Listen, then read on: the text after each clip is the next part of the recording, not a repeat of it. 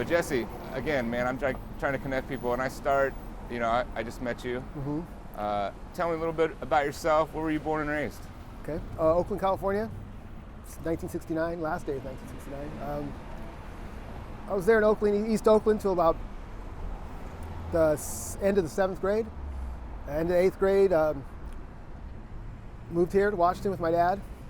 And I've been here ever since. Tell me about growing up. What was your home life like? Oh my goodness. Mexican-American family, a lot of alcohol, a lot of drugs. Most of my relatives are gang members. That's basically what they got me out of California for. They didn't want me to, follow the footsteps of my cousins and my brother. But I chose a different path of criminals, so it didn't really help. Well, so you're raised with mom and dad? No, my mom and dad divorced when I was 3. I was raised by grandparents, uncles, aunts. My mom and dad weren't really ever there. They were drug addicts, heroin addicts, in and out of jail. So I know what opiates do to people. So I don't do opiates, but I have other habits. Yeah. We all do. Yeah. Right. So when you said 7 years old or in 7th grade? 7th grade, I moved up. End of the 7th grade, beginning the summer of between 7th and 8th grade, I moved here in Washington. Let's see. I don't remember how old. 13, I believe. 13ish. Yeah. I think I was 13, 12 or 13. So, but you remember of being around. Oh yes. In Oakland. Oh yes, definitely. I went back in 2003. I go every now and then, but it's not the same. I mean, it's not, when you're a kid, you don't think about, when you're raised there, you don't think about, because when I left Oakland, it was the murder capital. But I never knew, because I had family and I didn't have to worry about anything. It's just where you grew up. Everybody knew everybody, and it's the whites and the Mexicans were the minorities. So I didn't know really racism until I came up here. That's interesting. Well, let's talk about that transition. You said you came up here with your dad was here? My dad was already here. He cleaned up and stayed clean. He got a job up here. He moved up here, and then he sent for me. I got jumped into a gang maybe 3 days before they moved me up here. I think that's one of the main reasons they sent me up here. Yep. But I'm so curious. Tell me about, you're hanging around. I mean, there's this term, you're product of your environment. Yeah, you're not. Well, it's the term. You don't always have to be. You can make your own decisions, do what you want to do. I've always believed that. I've been raised to question everything. That I'm better. I'm better than what than where we're at, what I am, or there's always room to move up. Sure. Okay. But yeah, that's all I knew. That's all. Everybody, all my heroes were gang members, drug dealers. As a kid. And family members. Yeah, I mean, both sides. My dad's side and my mom's side. Oh, wow. So I couldn't avoid it. Yeah, right. Yep. Right. So with the choices you had. Yeah, relatives in prison, relatives, alcohol, drugs. It was all. My dad sold heroin when I was a kid before they divorced, and we were robbed. We were home invaded. I kind of remember it. I remember my mom taking us back to the back room, and So it is what it is. So you joined this gang? It was the Pee-wees. I was just a kid. I was a little kid. Sure. And I was bragging about it, and I guess my grandmother heard, and it was like funny. It was weird because it all snowballed, and like the next day I was on a plane to Washington. Oh wow. Yep. Well, tell me about that. Were you scared? Were you excited? Were you nervous? To do what? Come to Washington? Yeah, all the above. When I thought of Washington, I thought of mountains and trees, and when I got here, it wasn't what I thought. Yeah. When I thought of Seattle, I was thinking the country. When I got on the plane, it was 82 degrees. I got off the plane, it was 40 degrees with rain and clouds. So it was like a weather culture shock for me. Second day I was here, my dad said, we lived on 9th and Cherry in this big huge house in the corner. I'm not sure if you're familiar with down there, but there's a big huge house. What part of town? Almost downtown, I guess you call it Pill Hill, but in between downtown and Pill Hill. My dad says, just go up the street. You'll see a street called Broadway. Make a left. Your kind of people's there. Okay. So I walked up there, and first kid I met, he got me high. We got stoned on pot, and he had keys to the parking meters. So I was off and running. So yeah, right off the bat. Yeah. Well, was there a gap where you didn't see your dad for a while? There was and kind of a reuniting. I always knew he would. No. We were always in touch. There was always gaps. I mean, there was always months or weeks. but I never really thought about it like that. I just knew I'd see them, and I knew they were there. I really regret my dad taking me from my uncle, because my uncle wanted to raise me, and I know for a fact I wouldn't be here right now if I would stay with my uncle. That's your dad's brother. He's a Vietnam vet. I used to think he was really hard and really strict, but now I look back on it, he taught me my work ethic. He taught me respect. Nice. And I really hold resentment against my dad for that. Because all he did was took me from there and just went on a drunken binge with me, And like I said, I really hold resentment towards him. So your dad up here was free of opiates. Yeah, when he moved here though. But it's been a back and forth thing with them. Well, mostly my dad. My mom was really a screw up. She's been to prison twice, and she's one of those old cholas that. Anyway, my dad tried to somehow he convinced my uncle that he got his shit together, and he really didn't. Yeah, gotcha. And I would have if I didn't leave my uncle, I would have went into the service. I would have followed his steps. Just different path. It would have been, yes. Yeah. And I don't regret it really, but I know things will turn out different. Yeah, that could. I really hold resentment against my father for that. Yeah. Well, you talk to your dad. He's still around? Yeah, he does. My dad's one of those types of guy that he doesn't remember the past. He lives for today, and yeah, he won't. It doesn't matter to him. Yeah. Sorry. I remember getting diagnosed with mental issues, and first thing my dad said to me is, "You didn't blame us, did you?"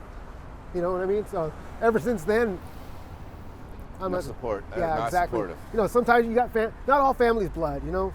Yeah, that's right. You have chosen family. You have to cut some people off that are just toxic. Yeah. That's right. Yep. What about your uncle? You talk to your uncle still? I don't, and I regret that. He's getting up there in age. He was a very good man.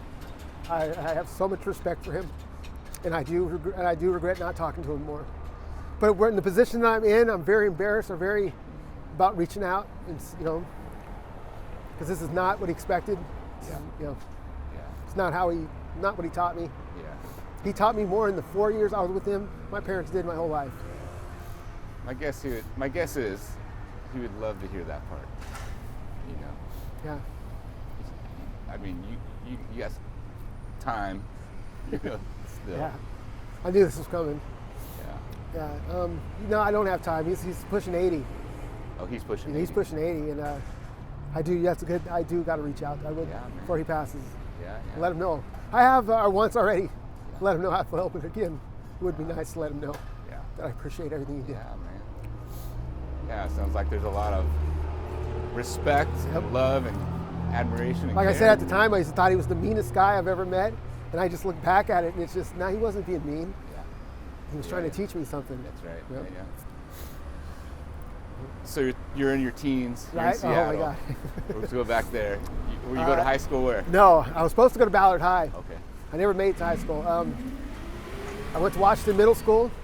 Like I said, the first kid I met, easy money. I mean, he showed me how to make easy money, and from there on, it was like my dad gave me an ultimatum: either work, go to school, or move out. And I chose move out. I've been on my own since I was 14. So at 14, you moved out. I moved out. Like, I was where? never. Yeah. When I first moved out, I moved in with my girlfriend and her coke dealing dad. He used to give us drugs for me to keep her out of his hair. Yeah. So I was in and out of juvenile hall. I mean, my mom used to tell me I'm doing life on the installment plan. But yeah, but I was never really homeless like this. It was always somewhere for me to go. Couch surfing. I had my own apartment at 16. So just a lot of criminal activity, a lot of easy money, a lot of in and out of jail. Never made it to prison, which is a good thing, I guess. 96, 97, believe it or not, I get married. I married my best friend. We had a kid. I raised her first kid, owned a house out in South Everett. Now, at this time, were you working? I was working nonstop. I worked from 1996 until 2010 nonstop. If I lost a job or quit a job, I was never out of work for more than 2 or 3 days. I managed automotive repair shops, and I'm pretty good at it. I was pretty good at it. Well, there's a shift there of criminal activity to, was it Believe it or not, a kid? What was the shift? The shift was I went back to San Diego with my mom and my brother. Okay. I talked my brother into putting a car in his name, and when I was working down there, and I robbed the store that I was working for, and I moved, and I did a West Coast crack binge from San Diego to Seattle. They called that car in stolen. When I made it to Seattle, I was actually in Wenatchee. They caught me in it, and they put me in jail for a stolen vehicle of my own vehicle. The girl that I married found out somehow that I was there. She was a friend. So you were married at that time? No. She was a friend. She was just a friend. She was a friend of mine's baby's mama. But they broke up, and I was always friends with both of them. And she reached out to me. She reached out to me, wrote me a letter, said, "Hey, when you get out, just come, stop bullshitting around, come down here and get a job, and you have a place to go." I went there. One thing led to another. We ended up getting married. We ended up having a kid, and we were together. Like I said, from '96 until 2010. It got off and on during the marriage. I would run off, smoke crack, be gone for a couple days, come back. So it got to the point where she got tired of it, and she said she wanted a divorce. One thing led to another. I moved back to San Diego. We're going to try to get where we broke up, got back together on and off 6 or 7 times. And I finally realized that you can't get, she wanted to try to stay together for the kids, and you can't do that. It just doesn't work. So the last time we did, I got in trouble again, and she bailed me out with my own unemployment check. So I moved to San Diego, and I was supposed to get stuff together, get an apartment. She was going to move everything and drive down here. Well, one thing led to another. I missed my court date. The bail bondsman comes. She has warrants. They didn't believe I was in California, so they told me I had 24 hours to turn myself in, or they're going to take her to jail and put my kid in CPS. And there's no way I could make it from San Diego to here. So I get all of my money out of my bank. I go downtown San Diego to get a plane, not another plane for 3 or 4 hours. So I end up smoking crack downtown and getting a hotel room, like a smart guy that I am. Long story short, they take her to jail twice because I don't turn myself in. They take my son to CPS. How old's your son? At the time, he was 9, 10. So he was born in '98, so I would make him 25 now, something like that. When I still think about him, he's a 9, 10-year-old kid. Yeah, I got a 10-year-old daughter, man. That's young. And last thing I remember him telling to me is, "Don't let them take me, Daddy. Turn yourself in." So I've been carrying that around with me all these years, and since that moment on, I've been on the street, basically on the streets. She ended up getting cancer. I didn't know she was sick until 3 days before she passed. I tried to call and talk to her, and my older daughter told me, just let her die in peace, just leave her alone. So I got to carry that around with me also. She didn't deserve it. She didn't deserve it at all. But it is what it is. Some heavy weight. That is some heavy weight, man. Mm-hmm. Your son's 25? Yep. You in contact with him? No. My stepdaughter was born in '93, so I'd make her 30. Last time I talked to her, she said he doesn't want to talk to me, so. Where are both of they? In Seattle? From what I understand, she's working for the city of Woodinville, and I think he's in Everett somewhere. So close by, close enough. Yeah. So I figure when he's ready, I'm not hard to find. Yeah. Well, tell me about your side. What do you want? What do I want? What do you want, Jesse? It doesn't really matter what I want. I mean, it does. I like to, I want to say do the normal thing or get my stuff together. I would like to get a job again. Maybe get off the drugs, the alcohol, leave the alcohol and the drugs alone.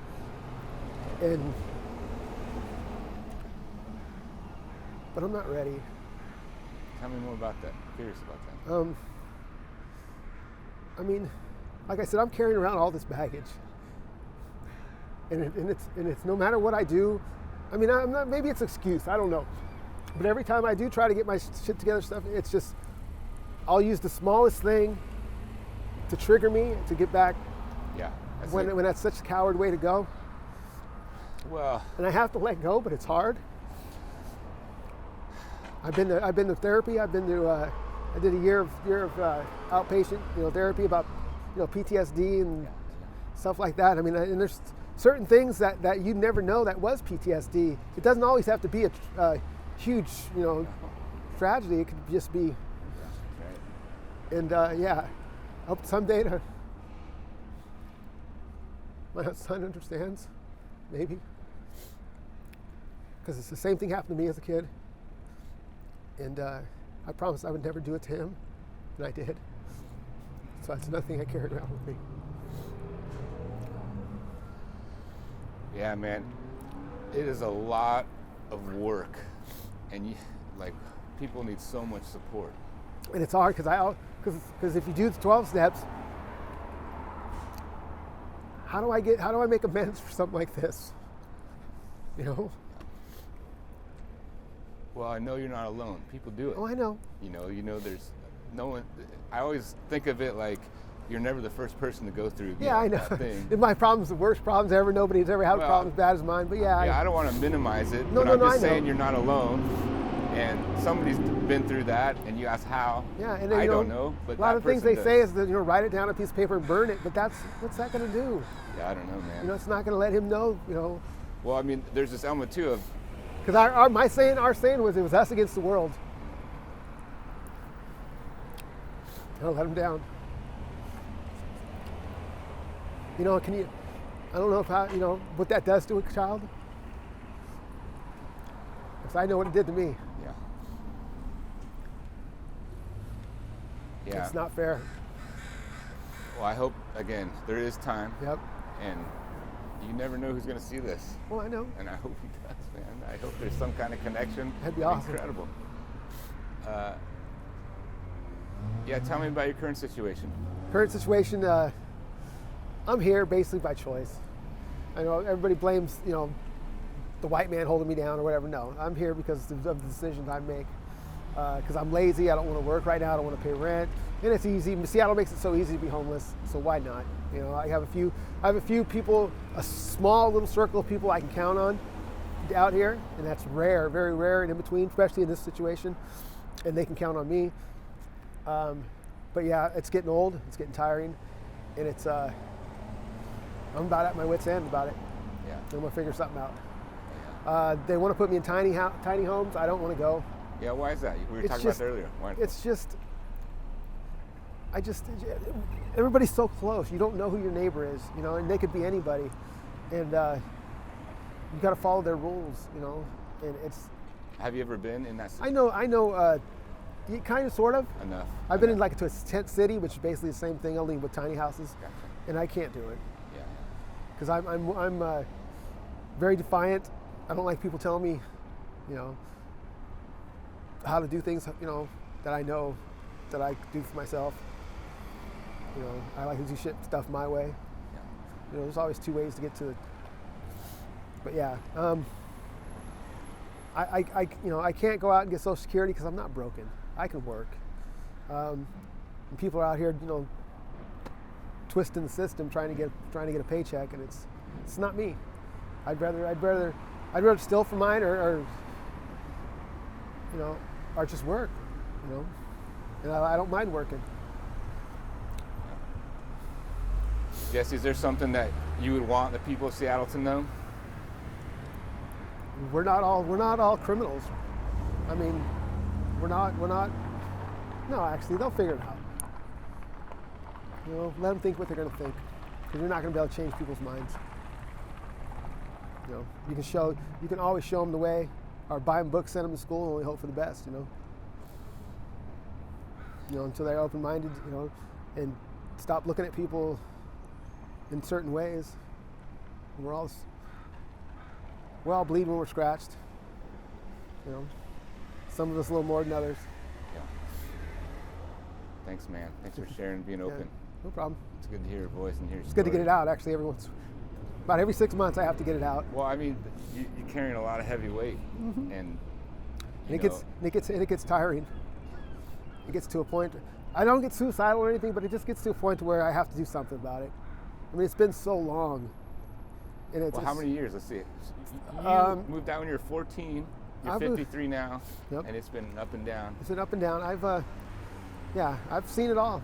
I mean, like I told you before, I've slept in doorways, eaten out of garbage cans. I've made almost $80,000 in 1 year working. I've owned a house in South Everett. I've had 4 or 5 cars parked out in the driveway that were mine, all paid for, a boat, a motorcycle. I raised 2 kids. And then went straight back to the opposite end of the spectrum. Here I am again. So I'm not a greedy person. You know, I'm very most generous people, one of the people you'll ever meet. I don't care. Money's nothing. Money doesn't buy happiness. I don't care what anybody tells you. I mean, it helps and it makes stuff easier, but it doesn't make you happy. Lots of wealthy, miserable people, that's for sure. I'd rather be broke, and here's my codependency talking, with somebody I can count on and somebody I can partner up with, than have all the money in the world with an ugly person. You know, and it's just, and I just came off a 4-year relationship on the streets with the most, I've never met a person like this before.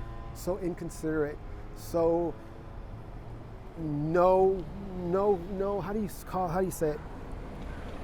No, doesn't care about anything but herself. The drugs are always first. Yeah. And I made the mistake of trying to think that I can change her. I can, I'm different than the last one. Can't. She doesn't love it. She didn't love anything but what I was doing for her. Oh, and then I missed out. I spent about 2 years out here selling drugs. I got to be real good at it for a while. I had cars, I had money, and that's when the relationship, I told her I was getting clean, with or without her, and I'm gonna stop what I'm doing. So she lied to the police and said I hit her just to get me arrested so she could take my RV, take my cars, and sell them and go shack up with some other dude. So, and ever since then, I've left the distributing of the drugs alone for now. I mean, every once in a while I'll peddle a little bit just to make it quick, easy money, but. How do you cope out here? What is your coping mechanism? Oh my God, alcohol. That's your alcohol drug and meth. Gotcha. Mostly alcohol. Yeah. If it wasn't for alcohol, I'd kill somebody. And we all cope in different ways. Sex, video games, whatever. Yeah, and the drug you got to replace it with something. But I'm curious. I'll answer anything. What does alcohol do? It numbs what I'm thinking about right now. I haven't had a drink in over 24 hours, so everything's new, everything's right here, and I can't just push it back with the alcohol. Especially talking to you, it really brings it out. Yeah. Makes it easier to deal with these. I mean, there's people out here that everything they do and say is a hustle. They're trying to get something from you. Surviving. Exactly, but you don't. Yeah, you got to pick and choose your. Yeah, but I mean, I can't. I have no patience for it, and they know that. So alcohol helps me with that, and I kind of laugh it off with the alcohol, but no. Yeah. And I'm very quick to get violent because I don't like people thinking that, But I'm very quick to help a helping hand if somebody needs help. Honestly needs help, I'll do that. But if you're trying to, I have zero tolerance for the bullshit. Let's say it that way. Yeah, if you're trying to get over on me or somebody I care about, I'm gonna hurt you. Because it's not cool. I'm not your hustle. Yeah. Find somebody else. Thanks, man. Thanks for your time, Jesse. Thanks for letting me get it out. Yeah, man. Like I said, every 6 months I got to get it out. You got a lot in there, man. I can see it. It builds up. Hey, hang in there, dude. Hang in there. I'll be all right, man. I made it this far for a reason.